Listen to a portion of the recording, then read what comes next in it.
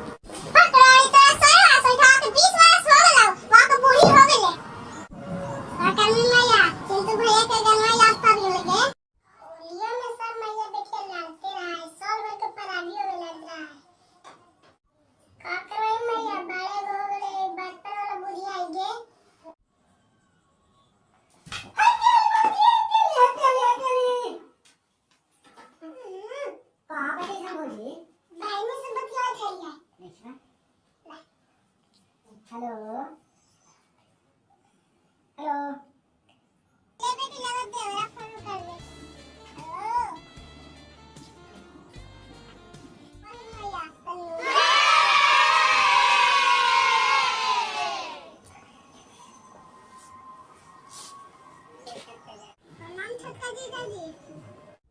हाँ खुश रहिए तो होली का सामान ला दी।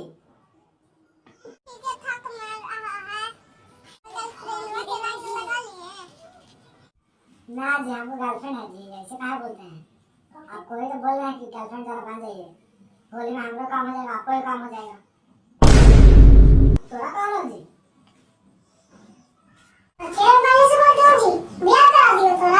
ऐसे बात नहीं हो जी, होली की सीजन है, थोड़ा मजाक कर रही है, कहाँ दिक्कत होगी बताओ?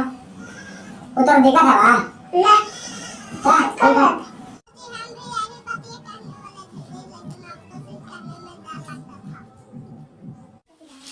हमरा से बोले कैसे सामान हो जाए, हम तो सब सोने से पसंद करेगा, हम भौजी के और बोलबो करी कि कुछ तरह बोला ना तू था